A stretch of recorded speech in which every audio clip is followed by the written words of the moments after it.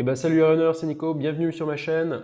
Si t'es pas déjà abonné, je t'invite à t'abonner parce que je publie en moyenne 1 à 2 vidéos par semaine quand je suis bien assidu. Il y a des vidéos de toutes sortes, voilà, d'expériences, de tutos, de travail, etc., de conseils. Et aujourd'hui, on fait un petit vlog, donc il n'y a pas d'image de course, mais du coup, je vais vous raconter la dernière course compétition qui était le semi-marathon de Fleurbet, donc juste la vidéo avant qu'on a fait sur le trail du Caillou, où j'étais très content de notre course, c'était vraiment sympa.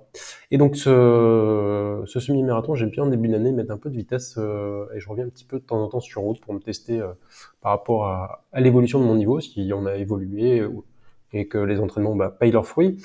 Donc l'idée, normalement j'aurais dû se préparer ce semi-marathon et faire de la vitesse de route, sauf que bon, j'ai fait beaucoup de volume en janvier, énormément, plus de 350 km, mais en février, voilà, avec un voyage familial, je n'ai pas pu m'entraîner, il faisait beaucoup trop chaud, on a été notamment sur la Thaïlande et il fait extrêmement chaud, pas pu courir plus que 2 ou 3 fois semaine, pas plus de 10 km, enfin voilà, des conditions épouvantables avec du dénivelé, enfin tout ce qu'il faut pour foirer sa préparation. En revanche, du coup, la course a bien eu lieu, début mars, à Fleurbet, donc c'est juste à côté du nord, à Lille. Vous êtes à peu près une 40-45 minutes, hein, c'est dans le Pas-de-Calais. Le coup de départ est donné, il y a des conditions optimales pour cette course. C'est la première fois, ça doit être la 3e ou 4e fois que je fais le semi-marathon de Fleurbet. Et pour vous expliquer, il n'y avait pas de vent, il faisait beau et il faisait très froid. En plus, j'étais arrivé 2 jours avant, donc un décalage de température de 36 à, je pense qu'on est parti au matin, il devait faire 2 degrés, quelque chose comme ça, pour finir à 6 degrés aux alentours de 10 heures. Donc on est parti à 8 heures du matin. L'idée, donc, c'était faire mieux que l'année dernière. L'année dernière, on avait fait ça en 1h24 et entre 20 et 30 secondes, quelque chose dans ces eaux-là. Donc l'idée, c'était de passer en dessous des 1h24. Et donc, le pistolet retentit, c'est parti. Ça part vite parce qu'on est mélangé avec les personnes du 10 km. Donc du coup, il faut faire attention à ce marathon parce que j'ai tendance à vouloir aller vite. Et il y a les gens du 10 km qui sont là aussi, hein. Donc attention, ne vous faites pas avoir. Parce que nous, on fait 2 boucles, il y a 2 boucles sur ce semi, et eux, ils en font qu'une forcément sur le 10 km. Donc du coup, je vais vous mettre les stats en même temps que je parle. Donc le premier kill, il se fait en 4 minutes, et l'idée, c'était de partir sur une vitesse aux alentours de 3,50-3,55. Le deuxième kilo, 3,53. On est sur un 3e kilomètre en 3,55. Un 4e en 3,52, donc on voit qu'on essaie d'aller chercher l'allure aux alentours de 3,50, 3,55. Le 5 et 6, 3,50, le 6e en 3,57. 7 et 8, 3,52, 3,52. Donc là, on est vraiment sur la vitesse. Et je me sentais bien, hein, d'ailleurs, jusqu'au 10 km, je me sentais vraiment en aisance respiratoire. Enfin, j'étais vraiment à l'aise.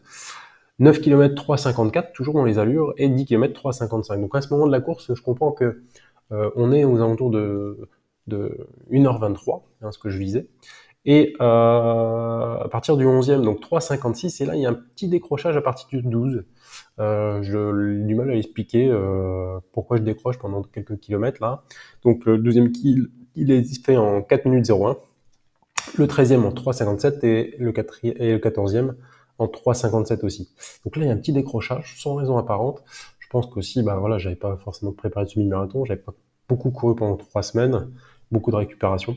Donc je pense que c'est aussi lié à ça. À partir du 14e, 15e, donc 3,57, et là, 15e, je décide je regarde le chrono, je me dis, on peut encore faire quelque chose, donc je me remets à courir un peu plus vite, donc 3,53. Le 16e, là, vous avez une petite boucle là, vers la fin, qui est un peu dur à relancer d'ailleurs, sur ce semi. Donc 3,58, le 17 en 4,03, le 18 en 4,01. Enfin, le 19 en 4 minutes, donc là, dur, on relance, 20 km 3,59, et le 21 en 3,53, ce qui nous fait un joli chrono en 1h23 et moins de 30 secondes pour ce semi-marathon. Donc très content d'avoir amélioré de presque d'1 minute mon record de l'année dernière. Donc c'est de bon augure là pour les chronos cette année. On va pouvoir les chatouiller des petits chronos sympas sur du 10 km et du marathon notamment. Donc voilà, c'était le petit vlog pour le semi. Je suis très content de ce PR en début d'année, et je vous mettrai la petite vidéo d'arrivée là, parce que je devais vite pas repartir pour aller notamment festoyer. Bien, et bien écoutez, j'espère que ça vous a plu. Petit like, petit commentaire comme d'habitude. Mettez-moi un petit peu en début d'année, si vous avez déjà mis un petit peu des pertes, donnez-moi un petit peu vos niveaux, vos chronos, etc. Et puis je vous donne rendez-vous pour une prochaine vidéo. D'ici là, portez-vous bien, entraînez-vous à fond, soyez sur vos objectifs, et on se revoit sur une prochaine course. Ciao, ciao!